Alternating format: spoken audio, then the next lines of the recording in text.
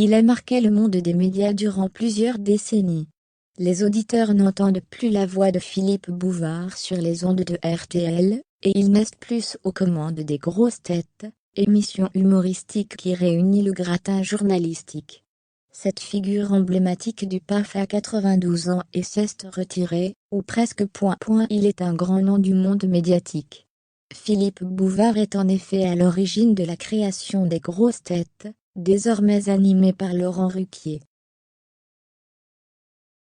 Aujourd'hui âgé de 92 ans, il mène son petit train de vie loin des caméras et des plateaux télé. Mais que devient le journaliste, écrivain, humoriste, et animateur français?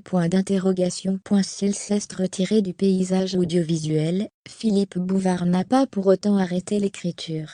Ainsi, en 2021, il a publié On s'en souviendra, son récit d'une année de Covid-19 au cours de laquelle il a pris soin de noter ses humeurs et réflexions.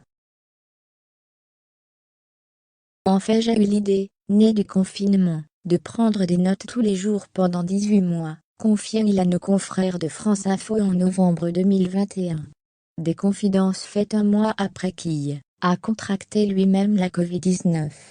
J'ai attrapé le virus dans un casino, mais, asymptomatique, j'ai échappé au risque d'une issue fatale, que fait courir l'infection aux plus de 90 ans, avoua-t-il au magazine Swarma.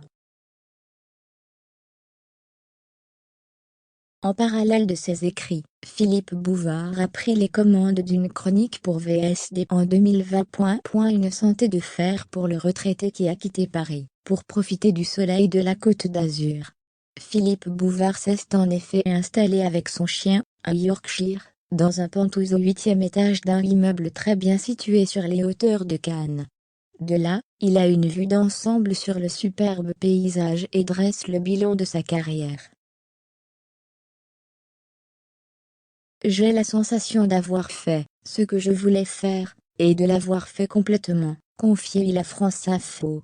Je ne peux pas me plaindre. J'ai la sensation d'avoir fait les métiers pour lesquels j'ai eu une vocation.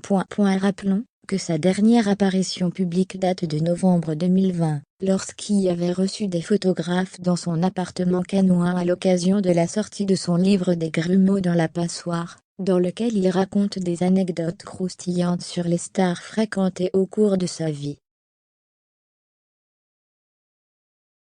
Quelques mois plus tôt, en juillet, il assistait à l'inauguration du restaurant d'Alora à Mougins. Désormais, Philippe Bouvard profite de son temps libre.